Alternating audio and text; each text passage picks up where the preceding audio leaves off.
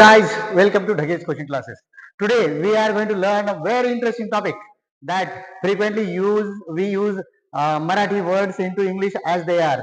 But today I am going to tell you some English words for them. So what are the words like kachori, samosa, etc.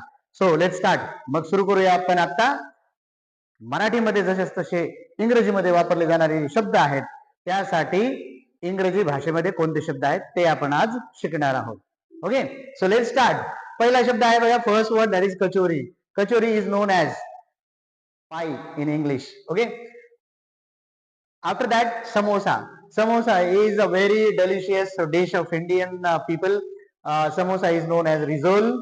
After that there is another one word, panipuri.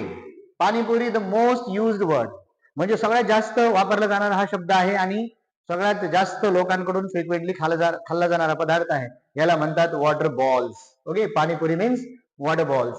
Okay, after that papad. Papad is known as पोपडम.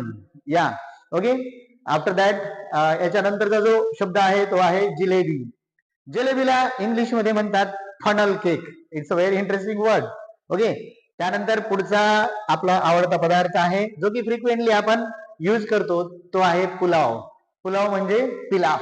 पुलावला English मध्ये pilaf म्हणतात. Wow, that's nice word. After that बघा पोहे. पोहे हा तर शब्द आपल्या दररोजच्या जीवनामधलाच आहे. पोहे या शब्दाला इंग्लिश मध्ये फ्लॅटन राईस किंवा बीटन राईस असे म्हणतात. ओके, फ्लॅटन राईस और beaten rice. Next one that is kheer. Kheer या शब्दाला इंग्लिश मध्ये शब्द आहे राईस पडिंग. खीर आपल्याकडे जनरली काही उत्सवामध्ये किंवा सणाच्या वेळेला बनवली जाते. त्यानंतर आहे बघा खिचडी. खिचडी रोजचा लहान मुलांच्या आवडीचा पदार्थ. Khichdi is known as hotch potch. Okay, next पुढचा इंटरेस्टिंग वर्ड आहे gulab jamun. Wow, it's so delicious, right? So rose water berry is the word for gulab jamun. Next word that is puri. Yes, puri, तळलेली पुरी असते बघा, तिला म्हणतात fried bread. Okay, it's a kind of bread also. मुरमुरे और मुरी is called puffed rice. Puffed rice म्हणतात मुरमुऱ्याला. त्यानंतर पुढचा शब्द आहे पहा झुणका भाकरी. झुणका पिठलं, याला म्हणतात ग्राम फ्लोअर बॉरिज. और याला दुसरा एक शब्द आहे तो म्हणजे ग्राम फ्लोअर करी.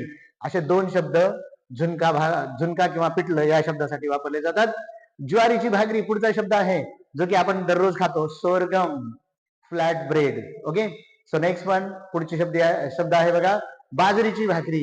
बाजरीची भाकरी या शब्दासाठी आपण कुठला शब्द वापरतो इंग्लिशमध्ये? Millet flat bread. ओके, हा शब्द आहे. यानंतर पुढचा जो शब्द आहे तो पण आपण पाहणार आहोत, नाचणीची भाकरी. ओके, नाचणीची भाकरी is known as finger millet flat bread.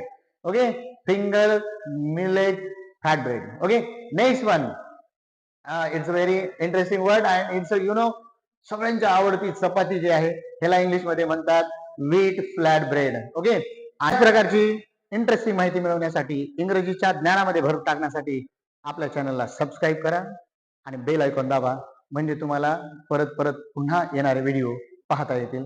Thank you so much.